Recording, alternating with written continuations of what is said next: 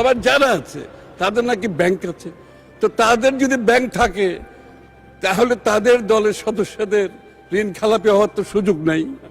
বিএনপির সংসদ সদস্যদের অনেককে ঋণ খেলাপি হিসাবে আখ্যা দেওয়া হয়েছে, কিছু পরিসংখ্যানও এখানে দিয়েছেন।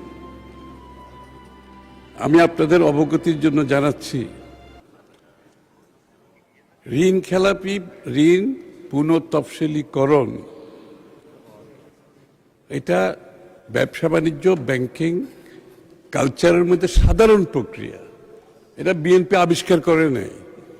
যেদিন থেকে ব্যাংকিং ব্যবস্থা চালু হয়েছে বিশ্বে, সেই দিন থেকেই ঋণ তফসিলীকরণের ব্যবস্থা আছে এবং ভবিষ্যতে থাকবে। এটা কেন হয়, ঋণ তফসিলীকরণ কেন হয়, যারা ব্যবসা করেন তারা নিশ্চয়ই বুঝতে পারবেন। যেমন কোভিডের সময় মানুষের ব্যবসা বাণিজ্য ক্ষতিগ্রস্ত হয়েছে, সব ব্যবসায়ীদের, তাদেরকে ঋণ তফসিলীকরণ করতে হয়েছে, সরকারকে সহযোগিতা করতে হয়েছে। আমাদের এই যুদ্ধের সময়, আমাদের এই আন্দোলনের সময় অনেকের ক্ষতিগ্রস্ত হয়েছে, ঋণ তফসিলীকরণ হয়েছে। কিন্তু গত দীর্ঘ 17 বৎসরের বিএনপির আন্দোলন সংগ্রামে বিএনপির যারা ব্যবসায়ী আছে তারা কেউ ব্যবসা করতে পারে না। তাদেরকে ব্যাংকের স্যাংশন করা লোন পর্যন্ত দেওয়া হয় না।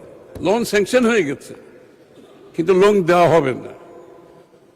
তাদের লোন অ্যামাউন্ট, লোনের সময়, ঋণের সময় যখন শেষ হয়ে গেছে এক্সটেনশন করা হবে না। যত ধরনের বাধা বিপত্তি সৃষ্টি করা যায় ব্যাংকিং সিস্টেমে, এই বিএনপির নেতা কর্মীদের বিরুদ্ধে সেটা করা হয়েছে। মাননীয় স্পিকার, তাদের গ্যাসের লাইন কেটে দেওয়া হয়েছে, ইলেকট্রিসিটি লাইন কেটে দেওয়া হয়েছে।